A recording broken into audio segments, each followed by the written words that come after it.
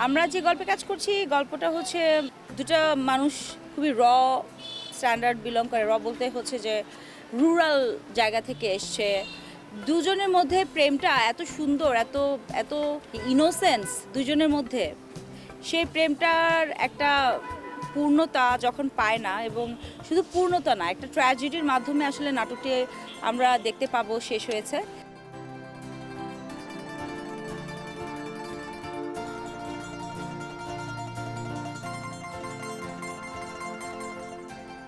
গল্পের নাম স্বাক্ষর। নিঃসন্দেহে গল্পটা খুবই দারুণ। মূলত গল্পের প্রেক্ষাপট তো আসলে নিম্নবিত্ত একটা এতিম ছেলেরই গল্প আসলে। তো তার জীবনের ঘাত প্রতিঘাত এবং একটা লাশবাহী ফ্রিজিং গাড়ির চালক সে এতিম, তার জীবনটা আসলে কেমন হওয়া উচিত এবং তার জীবনের যেই ঘাত প্রতিঘাতগুলো আছে সেই ব্যাপারগুলোই আসলে গল্পে উঠে এসেছে। টানা তৃতীয়বার অর্জন করেছে দেশের সেরা সুপার ব্র্যান্ড স্বীকৃতি বসুন্ধরা টিস্যু।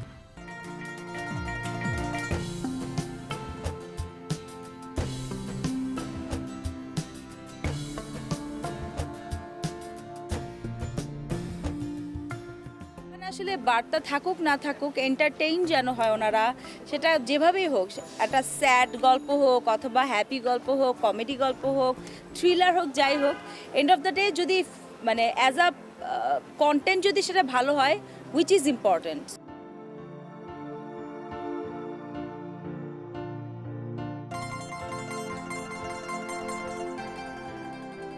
আমি আমাকে আমাকে বের করতে পারছি না বলে আমি বের হতে পারছি না। তো আমি যে প্রেক্ষাপটে কাজ করছি, বেসিক্যালি আমার মোস্ট অফ দ্য নাটকই নিম্নবিত্তের। হ্যাঁ, তো সেই জায়গা থেকে প্রডিউসার, ডিরেক্টর আমাকে মনে হয় নিম্নবিত্তের জীবন দেখতে বেশি পছন্দ করে। বাট ব্যক্তিগত জীবনে না হোক, হ্যাঁ, নাটক অন্তত লাক্সারিয়াস লাইফটা লিড করাই যায়।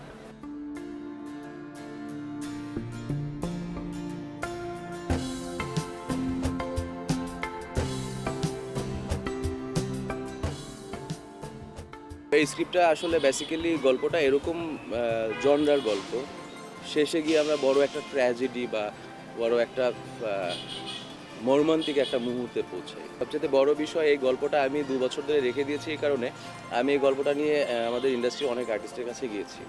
এটা আমার একটা জিত বলতে পারেন। এই স্ক্রিপ্টটা যখন আমি আমাদের ইন্ডাস্ট্রির বেশ কিছু আর্টিস্টের কাছে গিয়েছি, তো তারা ওইভাবে আমাকে ডিল আমার সঙ্গে করেনি বা আমাকে ওইভাবে স্পেস দেয়নি বা গল্পটাও আমি তাদেরকে ওইভাবে শোনাতে পারিনি। তো ফাইনালি একদিন আমি ইতির সঙ্গে আমার দেখা হলো, আমি ওরা বললাম যে বন্ধু এরকম এরকম একটা প্ল্যান, এরকম একটা গল্প আছে। বলতেছে আমি করবো গল্পটা। বললাম তোর সাথে যাই, এই জন্য আমি তোর সাথে দেখা করছি। এটা আমার পরম পাওয়া যে আমি এই একটা ভালো গল্প মেক করার জন্য আমি প্রায় 1.5-2 বছর অপেক্ষা করেছি।